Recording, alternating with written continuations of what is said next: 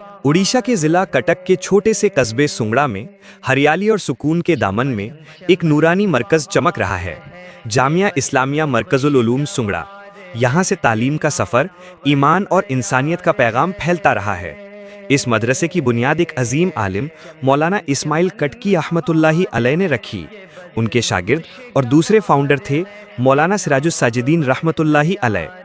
उन दोनों ने मिलकर एक ऐसी तालीमी तहरीक शुरू की जहां से दीन और दुनिया दोनों की रोशनी लोगों तक पहुंची। ये बात फ़ख्र के लायक है कि जामिया इस्लामिया मरकजुल उलूम सुंगड़ा एशिया के सबसे बड़े और मशहूर दारुल उलूम देवबंद की निगरानी और रहनुमाई में चल रहा है। यहाँ के असातिज़ा और निज़ामी निज़ाम देवबंद के उस्तादों के मशवरे और देख रेख में तैयार किए जाते हैं।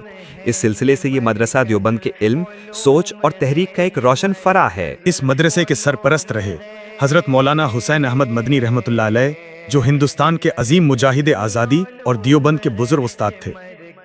उनके बाद ये सिलसिला जारी रखा हज़रत मौलाना सैयद असद मदनी रहमतुल्लाह अलैह ने, और आज उसी रोशनी को आगे बढ़ा रहे हैं हज़रत मौलाना अरशद मदनी साहब दामत बरकातुहुम।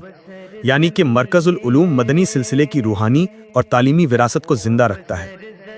आज इस मदरसे के मुहतमिम हैं मौलाना नकीबुल अमीन साहब दामत बरकातुहुम, जो अपनी इल्मी बसीरत और तालीमी निगरानी के जरिए मदरसे को नए दौर की ज़रूरतों के मुताबिक आगे बढ़ा रहे हैं। उनके जरिए तालीम, तज़किया और खिदमत दीन दोनों का संगम बरकरार है।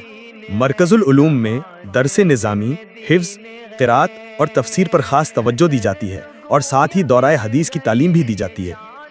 असातिज़ा अपनी तहक़ीक़, तजुर्बे और खिदमत के ज़रिए तलबा को सिर्फ इल्म ही नहीं बल्कि इखलाक और इंसानियत का पैगाम भी देते हैं।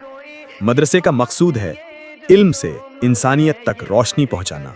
किताबें खुली हैं, बच्चों के लबों पर कुरान के अल्फाज हैं और मस्जिद के अंदर तिलावत की गूंज है। यही है मरकजुल उलूम सुंगड़ा का असली मंजर, जहां इल्म और नूर दोनों का मिलाप है। एक छोटा सा कस्बा लेकिन एक बड़ा पैगाम कि जब नीयत साफ हो और रहनुमा बुजुर्गों के कदमों पर चलने का जज्बा हो तो छोटी सी जगह भी रोशनी का मरकज बन जाती है। जामिया इस्लामिया मरकजुल उलूम सुंगड़ा, इल्म, अमल और ईमान का संगम।